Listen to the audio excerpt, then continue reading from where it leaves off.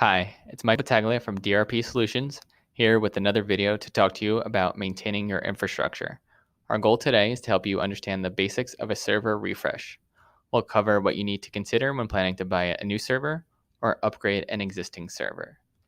The servers in your IT environment host the most critical and collaborative applications for your office, and worrying about those servers is stressful as they need to be safe and secure, especially if you have compliance requirements. In order to stay on top of this, we have some suggestions.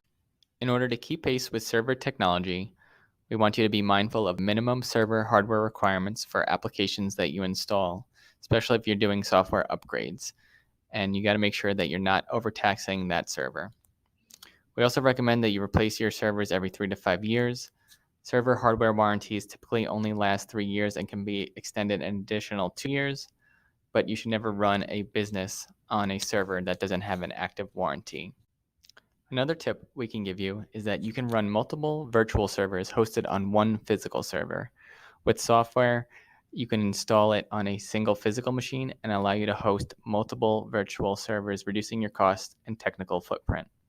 Also, keep in mind where your applications and documents are stored and do you need access to them remotely. It's important to know where your business can function and how it does so. Working outside the physical location of your office is now the norm. And then 5, consider moving your server environment to the cloud. It's important to consider this and move it to a trusted platform like Azure, and you won't need to worry about the physical hardware at your office anymore. And that's all for this week. Like always, download our ebook for more insight. Stay tuned to next week's episode on how to contact us for an infrastructure assessment and subscribe for more tips and tricks. Thanks.